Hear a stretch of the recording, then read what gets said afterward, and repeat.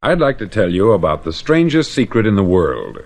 Not long ago, Albert Schweitzer, the great doctor and Nobel Prize winner, was being interviewed in London, and a reporter asked him, "Doctor, what's wrong with men today?" The great doctor was silent a moment, and then he said, "Men simply don't think." And it's about this that I want to talk with you. We live today in a golden age. This is an era that man has looked forward, dreamed of, and worked toward for thousands of years. But since it's here, we pretty well take it for granted. We in America are particularly fortunate to live in the richest land that ever existed on the face of the earth, a land of abundant opportunity for everyone. But do you know what happens? Let's take 100 men who start even at the age of 25. Do you have any idea what will happen to those men by the time they're 65?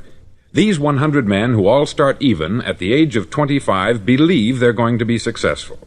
If you asked any one of these men if he wanted to be a success, he'd tell you that he did. And you'd notice that he was eager toward life, that there was a certain sparkle to his eye, an erectness to his carriage, and life seemed like a pretty interesting adventure to him. But by the time they're 65, 1 will be rich, 4 will be financially independent, 5 will still be working, 54 will be broke. Now think a moment. Out of the 100, only 5 make the grade. Why do so many fail? What has happened to the sparkle that was there when they were 25? What's become of the dreams, the hopes, the plans? And why is there such a large disparity between what these men intended to do and what they actually accomplished? When we say about 5% achieve success, we have to define success. And here's the definition. Success is the progressive realization of a worthy ideal. If a man is working toward a predetermined goal and knows where he's going, that man is a success. If he's not doing that, he's a failure. Success is the progressive realization of a worthy ideal. Rollo May, the distinguished psychiatrist, wrote a wonderful book called Man's Search for Himself.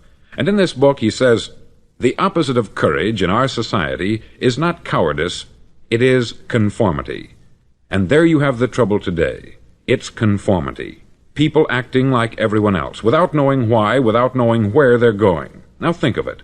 In America right now, there are over 14 million people 65 years of age and over, and about 13 million of these 14 million are broke. They're dependent on someone else for life's necessities. Now, we learn to read by the time we're 7. We learn to make a living by the time we're 25. Usually, by that time, we're not only making a living, we're supporting a family. And yet, by the time we're 65, we haven't learned how to become financially independent in the richest land that has ever been known. Why? We conform. And the trouble is that we're acting like the wrong percentage group, the 95% who don't succeed.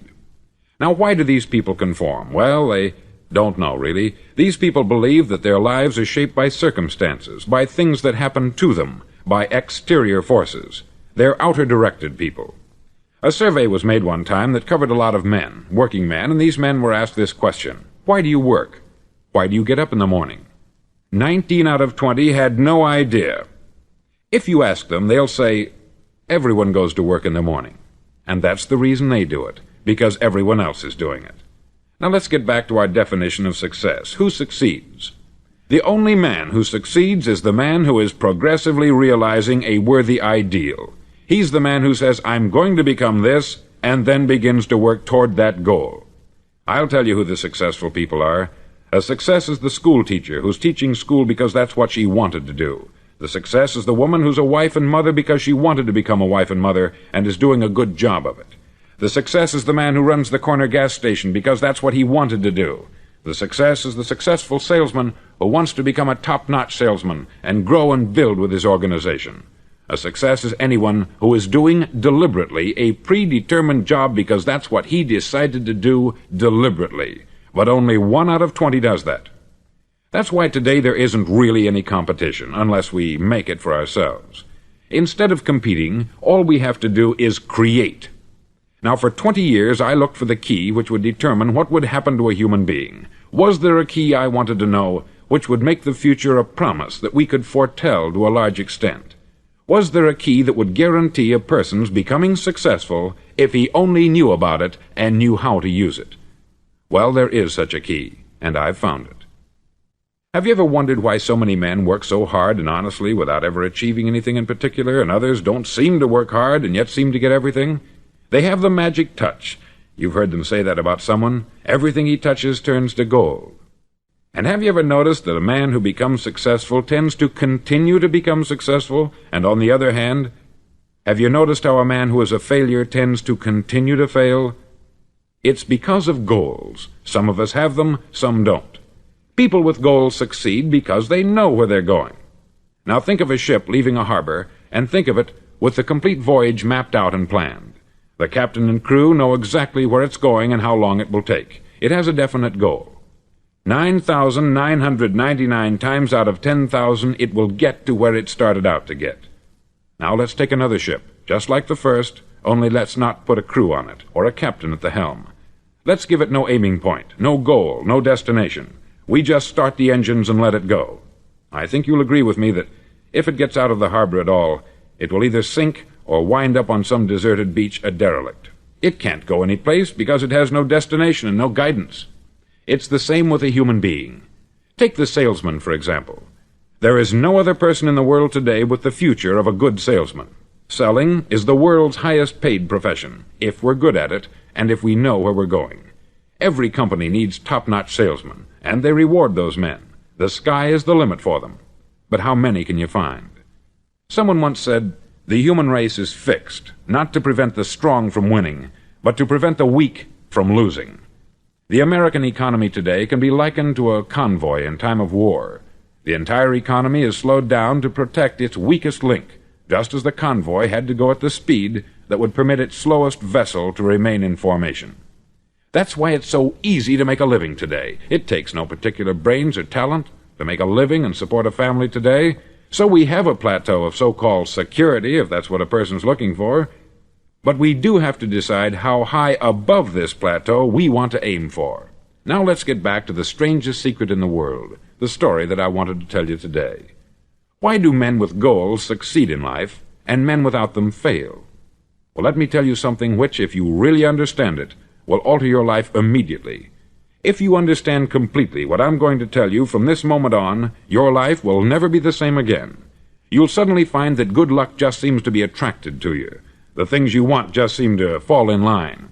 And from now on, you won't have the problems, the worries, the gnawing lump of anxiety that perhaps you've experienced before. Doubt, fear, well, they'll be things of the past. Here's the key to success, and the key to failure. We become what we think about. Now let me say that again. We become what we think about. Throughout all history, the great wise men and teachers, philosophers and prophets have disagreed with one another on many different things. It is only on this one point that they are in complete and unanimous agreement. Listen to what Marcus Aurelius, the great Roman emperor, said. He said, "A man's life is what his thoughts make of it." Disraeli said this, "Everything comes if a man will only wait. I have brought myself by long meditation to the conviction that a human being with a settled purpose must accomplish it, and that nothing can resist a will that will stake even existence for its fulfillment." Ralph Waldo Emerson said this, "A man is what he thinks about all day long." William James said, "The greatest discovery of my generation is that human beings can alter their lives by altering their attitudes of mind." And he also said, "We need only in cold blood act as if the thing in question were real, and it will become infallibly real by growing into such a connection with our life that it will become real. It will become so knit with habit and emotion that our interest in it will be those which characterize belief." He also said this, "If you only care enough for a result, you will almost certainly attain it. If you wish to be rich, you will be rich. If you wish to be learned, you will be learned. If you wish to be good, you will be good. Only you must then really wish these things, and wish them exclusively, and not wish at the same time 100 other incompatible things just as strongly." In the Bible you read, in Mark 9:23, "If thou canst believe, all things are possible to him that believeth." Dr. Norman Vincent Peale said this, "This is one of the greatest laws in the universe. Fervently do I wish I had discovered it as a very young man. It dawned upon me much later in life, and I've found it to be one of the greatest, if not my greatest discovery, outside of my relationship to God. And the great law, briefly and simply stated, is that if you think in negative terms, you'll get negative results. If you think in positive terms, you will achieve positive results. That is the simple fact which is at the basis of an astonishing law of prosperity and success. In 3 words, believe and succeed. William Shakespeare put it this way: "Our doubts are traitors, and make us lose the good we oft might win, by fearing to attempt." George Bernard Shaw said, "People are always blaming their circumstances for what they are. I don't believe in circumstances. The people who get on in this world are the people who get up and look for the circumstances they want, and if they can't find them, make them." Well, it's pretty apparent, isn't it? And every person who discovered this for a while believed that he was the first one to work it out. We become what we think about. Now, it stands to reason that a person who's thinking about a concrete and worthwhile goal is going to reach it, because that's what he's thinking about. And we become what we think about. Conversely, the man who has no goal, who doesn't know where he's going, and whose thoughts must therefore be thoughts of confusion and anxiety and fear and worry, becomes what he thinks about. His life becomes one of frustration, fear, anxiety, and worry. And if he thinks about nothing, he becomes nothing. Now, how does it work? Why do we become what we think about? Well, I'll tell you how it works as far as we know. Now, to do this, I want to tell you about a situation that parallels the human mind. Suppose a farmer has some land, and it's good, fertile land. Now, the land gives the farmer a choice. He may plant in that land whatever he chooses. The land doesn't care. It's up to the farmer to make the decision. Now, remember, we're comparing the human mind with the land, because the mind, like the land, doesn't care what you plant in it. It will return what you plant, but it doesn't care what you plant. Now, let's say that the farmer has 2 seeds in his hand. One is a seed of corn, the other is nightshade, a deadly poison. He digs 2 little holes in the earth, and he plants both seeds, one corn, the other nightshade. He covers up the holes, waters, and takes care of the land, and what will happen? Invariably, the land will return what is planted. As it's written in the Bible, "As ye sow, so shall ye reap." Remember, the land doesn't care. It will return poison in just as wonderful abundance as it will corn. So up come the 2 plants, one corn, one poison.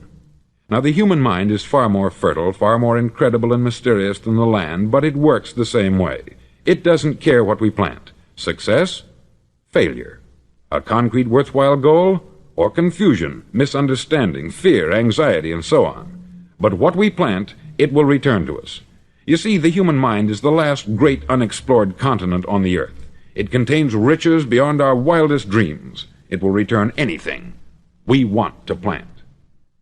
Now, you might say, well, if that's true, why don't people use their minds more? Well, I think they've figured out an answer to that, too.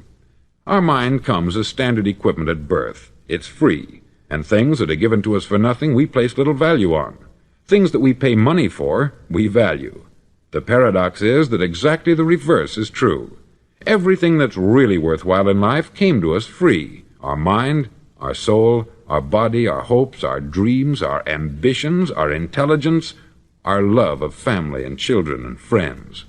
All these priceless possessions are free, but the things that cost us money are actually very cheap and can be replaced at any time. A good man can be completely wiped out and make another fortune. He can do that several times. Even if our home burns down, we can rebuild it, but the things we got for nothing, we can never replace. The human mind isn't used merely because we take it for granted. Familiarity breeds contempt. It can do any kind of job we assign to it, but generally speaking, we use it for little jobs instead of big important ones. Universities have proved that most of us are operating on about 10% of our abilities. Decide now, what is it you want? Plant your goal in your mind. It's the most important decision you'll ever make in your entire life. Do you want to be an outstanding salesman, a better worker at your particular job? Do you want to go places in your company, in your community? All you've got to do is plant that seed in your mind. Care for it. Work steadily toward your goal, and it will become a reality. It not only will, there's no way that it cannot. You see, that is a law, like the laws of Sir Isaac Newton, the laws of gravity. If you get on top of a building and jump off, you'll always go down. You'll never go up. And it's the same with all the other laws of nature. They always work. They're inflexible. Think about your goal in a relaxed, positive way. Picture yourself in your mind's eye as having already achieved this goal. See yourself doing the things you will be doing when you've reached your goal. Ours has been called the phenobarbital age, the age of ulcers and nervous breakdowns. At a time when medical research has raised us to a new plateau of good health and longevity, far too many of us worry ourselves into an early grave trying to cope with things in our own little personal ways, without learning a few great laws that will take care of everything for us. These things we bring on ourselves through our habitual way of thinking. Every one of us is the sum total of his own thoughts. He is where he is because that is exactly where he really wants to be, whether he'll admit that or not. Each of us must live off the fruit of his thoughts in the future, because what you think today and tomorrow, next month and next year, will mold your life and determine your future. You're guided by your mind. I remember one time I was driving through Arizona and I saw one of those giant earth-moving machines roaring along the road at about 35 miles an hour with what looked like 20 tons of dirt in it, a tremendous, incredible machine, and there was a little man perched way up on top with the wheel in his hands guiding it. And as I drove along, I was struck by the similarity of that machine to the human mind. Just suppose you're sitting at the controls of such a vast source of energy. Are you going to sit back and fold your arms and let it run itself into a ditch? Or are you going to keep both hands firmly on the wheel and control and direct this power to a specific, worthwhile purpose? It's up to you. You're in the driver's seat. You see, the very law that gives us success is a two-edged sword. We must control our thinking. The same rule that can lead a man to a life of success, wealth, happiness, and all the things he's ever dreamed of for himself and his family, that very same law can lead him into the gutter. It's all in how he uses it, for good or for bad. This is the strangest secret in the world. Now, why do I say it's strange, and why do I call it a secret? Actually, it isn't a secret at all. It was first promulgated by some of the earliest wise men, and it appears again and again throughout the Bible. But very few people have learned it, understand it. That's why it's strange, and why, for some equally strange reason, it virtually remains a secret. I believe that you could go out and walk down the main street of your town and ask one man after another what the secret of success is, and you probably wouldn't run into one man in a month who could tell you. Now, this information is enormously valuable to us, if we really understand it and apply it. It's valuable to us not only for our own lives, but the lives of those around us, our family, employees, associates, and friends. Life should be an exciting adventure. It should never be a bore. A man should live fully, be alive. He should be glad to get out of bed in the morning. He should be doing a job he likes to do because he does it well. One time I heard Grove Patterson make a speech, the editor-in-chief of the Toledo Daily Blade, and as he concluded his speech, he said something that I've never forgotten. He said something like this: "My years in the newspaper business have convinced me of several things, among them that people are basically good, and that we came from someplace, and we're going someplace. So we should make our time here an exciting adventure. The architect of the universe didn't build a stairway leading nowhere." And the greatest teacher of all, the carpenter from the plains of Galilee, gave us the secret time and time again. As ye believe, so shall it be done unto you.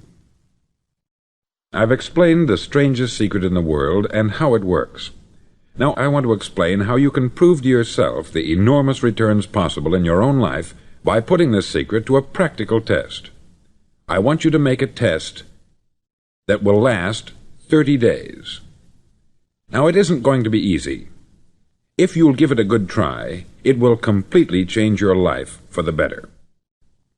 Back in the 17th century, Sir Isaac Newton, the English mathematician and natural philosopher, gave us some natural laws of physics which apply as much to human beings as they do to the movement of bodies in the universe. Now, one of these laws is that for every action, there is an equal and opposite reaction. Simply stated, as it applies to you and me, it means we can achieve nothing without paying the price. The results of your 30-day experiment will be in direct proportion to the effort you put forth. To be a doctor, you must pay the price of long years of difficult study.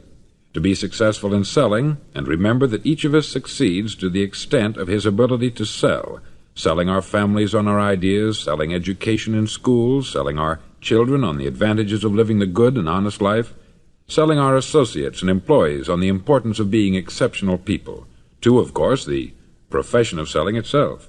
But to be successful in selling our way to the good life, we must be willing to pay the price. Now, what is that price? Well, it's many things. First, it's understanding emotionally, as well as intellectually, that we literally become what we think about, that we must control our thoughts if we're to control our lives.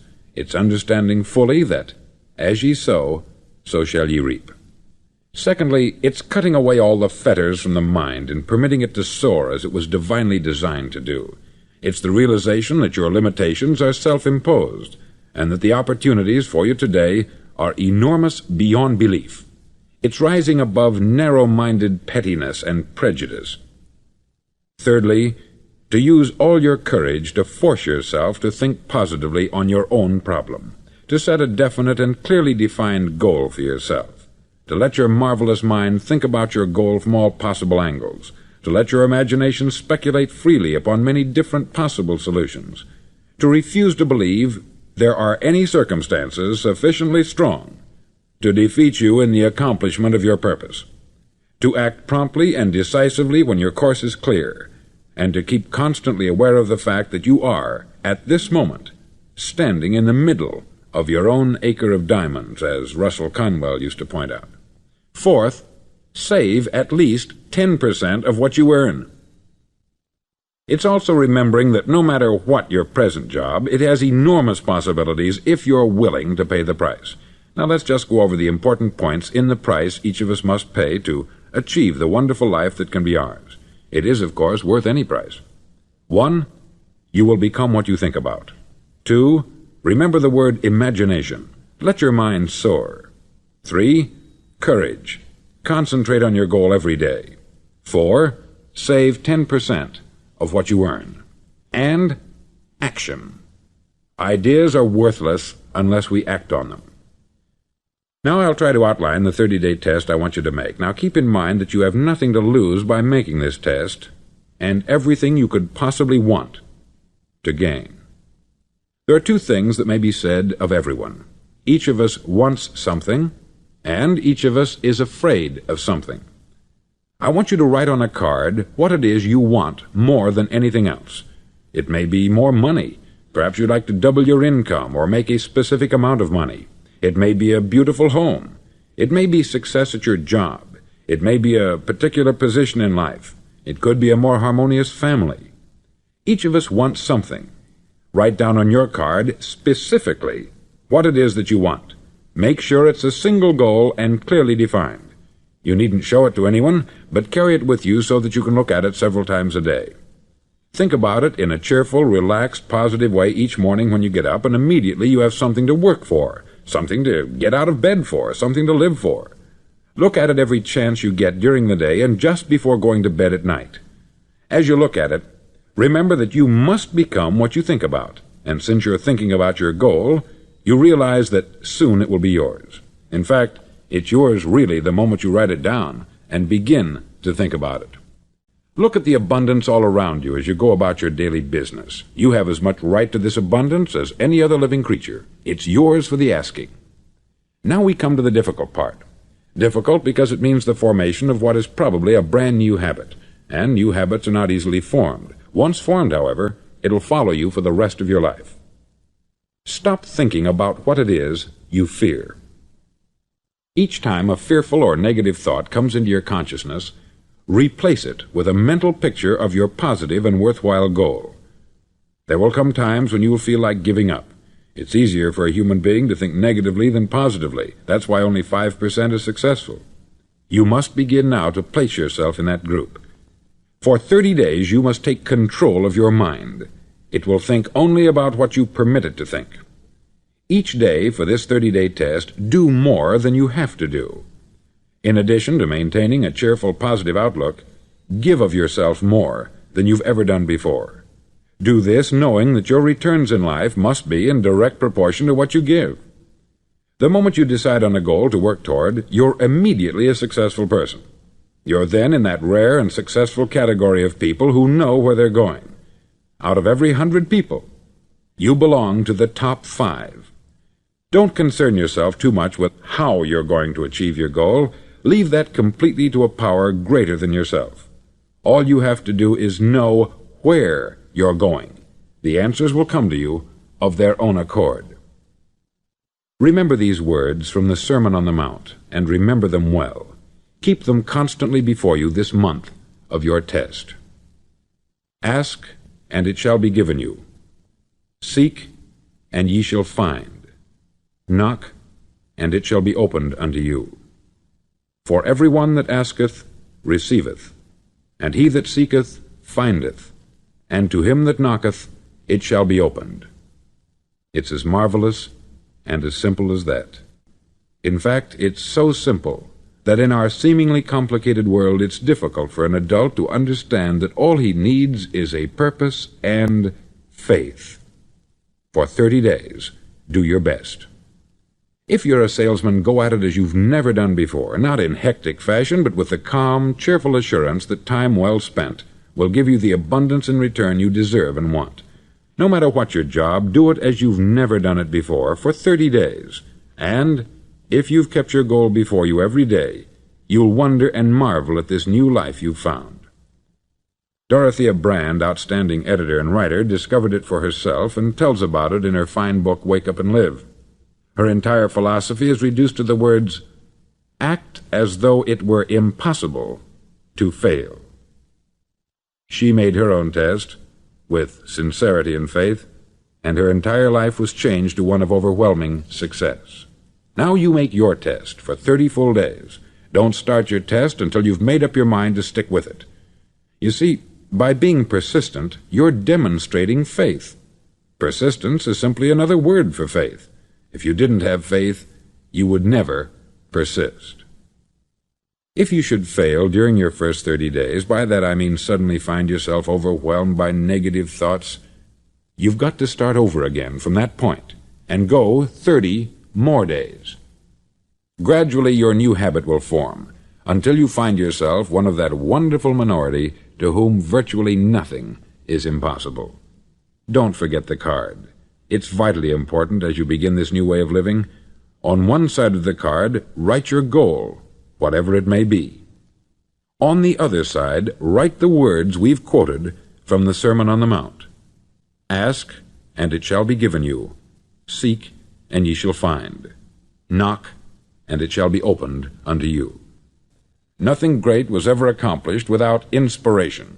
See that during these crucial first 30 days, your own inspiration is kept at a peak. Above all, don't worry. Worry brings fear, and fear is crippling. The only thing that can cause you to worry during your test is trying to do it all yourself. Know that all you have to do is hold your goal before you. Everything else will take care of itself. Remember also to keep calm and cheerful. Don't let petty things annoy you and get you off course. Now, since making this test is difficult, some may say, well, why should I bother? Well, look at the alternative. No one wants to be a failure. No one really wants to be a mediocre individual. No one wants a life constantly filled with worry, fear, and frustration. Therefore, remember that you must reap that which you sow. If you sow negative thoughts, your life will be filled with negative things. If you sow positive thoughts, your life will be cheerful, successful, and positive. Now, gradually, you will have a tendency to forget what you've heard on this record. Play it often. Keep reminding yourself of what you must do to form this new habit. Gather your whole family about and listen to what's been said here at regular intervals. You know, most men will tell you that they want to make money without understanding the law. The only people who make money work in the mint. The rest of us must earn money. This is what causes those who keep looking for something for nothing or a free ride to fail in life. The only way to earn money is by providing people with services or products which are needed and useful. We exchange our product or service for the other man's money. Therefore, the law is that our financial return will be in direct proportion to our service. Success is not the result of making money. Making money is the result of success, and success is in direct proportion to our service. Most people have this law backwards. They believe that you're successful if you earn a lot of money. The truth is that you can only earn money after you're successful. It's like the story of the man who sat in front of the stove and said to it, "Give me heat, and then I'll add the wood." How many men and women do you know, or do you suppose there are today, who take the same attitude toward life? There are millions. We've got to put the fuel in before we can expect heat. Likewise, we've got to be of service first before we can expect money. Don't concern yourself with the money. Be of service. Build, work, dream, create. Do this, and you'll find there's no limit to the prosperity and abundance that will come to you. Prosperity is founded upon a law of mutual exchange. Any person who contributes to prosperity must prosper in turn himself. Sometimes the return will not come from those you serve, but it must come to you from someplace, for that is the law. For every action there is an equal and opposite reaction. As you go daily through your 30-day test period, remember that your success will always be measured by the quality and quantity of service you render, and money is a yardstick for measuring this service. No man can get rich himself unless he enriches others. There are no exceptions to a law. You can drive down any street in America and from your car estimate the service that's being rendered by the people living on that street. Had you ever thought of this yardstick before? It's interesting. Some, like ministers and priests and other devoted people, measure their returns in the realm of the spiritual, but again, their returns are equal to their service. Once this law is fully understood, any thinking person can tell his own fortune. If he wants more, he must be of more service to those from whom he receives his return. If he wants less, he has only to reduce this service. This is the price you must pay for what you want. If you believe you can enrich yourself by deluding others, you can only end by deluding yourself. It may take some time, but just as surely as you breathe, you'll get back what you put out. Don't ever make the mistake of thinking you can avert this. It's impossible. The prisons and the streets where the lonely walk are filled with people who tried to make new laws just for themselves. We may avoid the laws of man, but there are greater laws that cannot be broken. An outstanding medical doctor recently pointed out 6 steps that will help you realize success. 1. Set yourself a definite goal. 2. Quit running yourself down. 3. Stop thinking of all the reasons why you cannot be successful, and instead think of all the reasons why you can. 4. Trace your attitudes back through your childhood and try to discover where you first got the idea you couldn't be a success, if that's the way you've been thinking. 5. Change the image you have of yourself by writing out a description of the person you would like to be. And 6. Act the part of the successful person you have decided to become. The doctor who wrote those words is a noted West Coast psychiatrist, David Harold Fink, M.D. Do what all experts since the dawn of recorded history have told you you must do. Pay the price by becoming the person you want to become. It's not nearly as difficult as living unsuccessfully. Make your 30-day test. Then repeat it. Then repeat it again. Each time it will become more a part of you until you'll wonder how you could ever have lived any other way. Live this new way, and the floodgates of abundance will open and pour over you more riches than you may have dreamed existed. Money? Yes, lots of it. But what's more important, you'll have peace. You'll be in that wonderful minority who lead calm, cheerful, successful lives. Start today. You have nothing to lose, but you have a life to win.